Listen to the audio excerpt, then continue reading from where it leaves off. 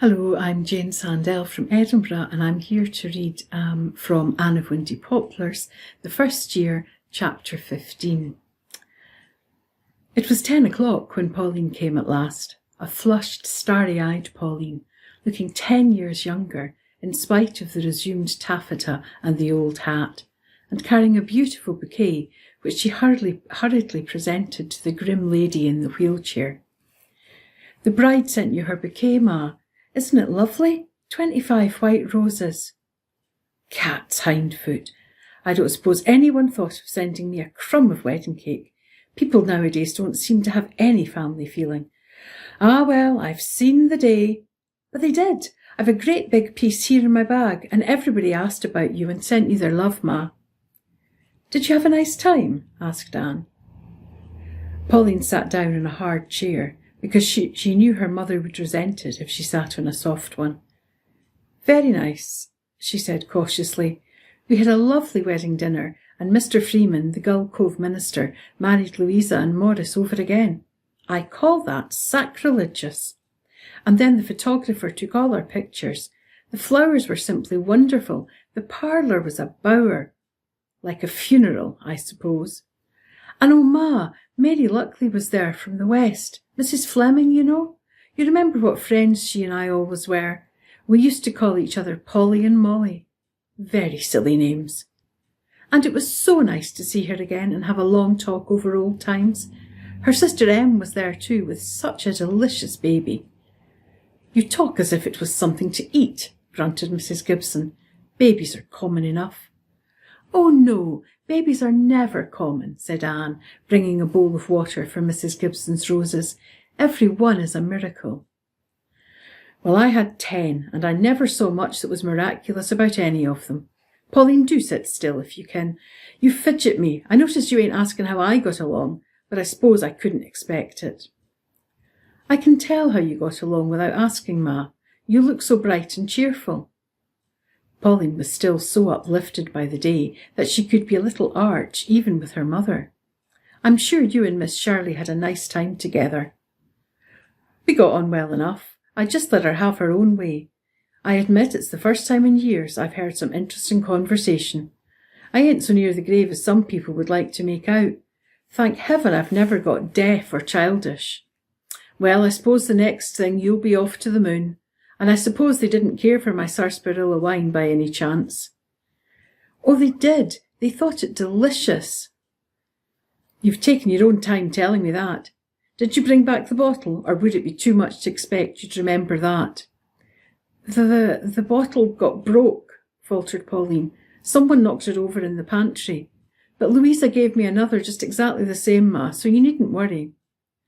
"I've had that bottle ever since I started housekeeping. Louisa's can't be exactly the same. They don't make such bottles nowadays. I wish you'd bring me another shawl. I'm sneezing. I expect I've got a terrible cold. You can't either if you seem to remember not to let the night air get at me. Likely it'll bring my neuritis back." An old neighbour up the street dropped in at this juncture, and Pauline snatched at the chance to go a little way with Anne. "Good night, Miss Shirley," said Mrs. Gibson quite graciously. "I'm much obliged to you. If there was more people like you in this town, it would be the better for it." She grinned toothlessly and pulled Anne down to her. "I don't care what people say. I think you're real nice looking," she whispered. Pauline and Anne walked along the street through the cool green night, and Pauline let herself go as she had not dared do before her mother. "Oh, Miss Shirley, it was heavenly. How can I ever repay you? I've never spent such a wonderful day. I'll live on it for years. It was such fun being a bridesmaid again. And Captain Isaac Kent was groomsman. He used to be an old beau of mine. Well, no, hardly a beau. I don't think he ever had any real intentions. But we drove round together, and he paid me 2 compliments. He said, 'I remember how pretty you looked at Louisa's wedding in that wine-coloured dress.' Wasn't it wonderful, his remembering the dress? And he said, 'Your hair looks just as much like molasses taffy as it ever did.' There wasn't anything improper in his saying that, was there, Miss Shirley?" "Nothing whatsoever. Lou and Molly and I had such a nice supper together after everybody had gone. I was so hungry. I don't think I've ever been so hungry for years. It was so nice to eat just what I wanted and nobody to warn me about things that wouldn't agree with my stomach.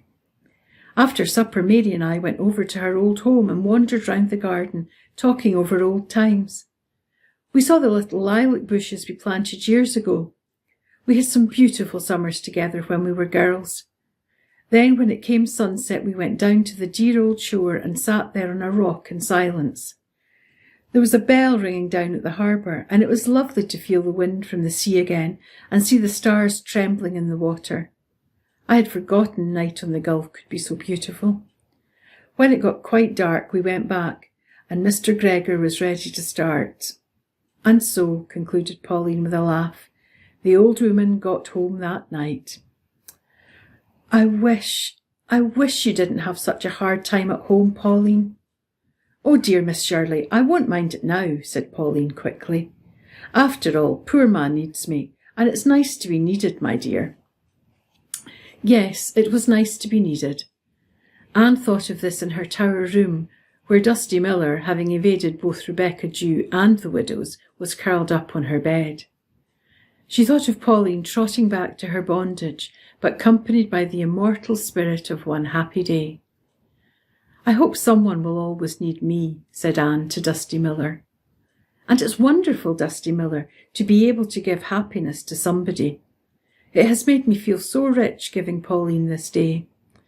But oh, Dusty Miller, you don't think I'll ever be like Mrs. Adoniram Gibson, even if I live to be 80?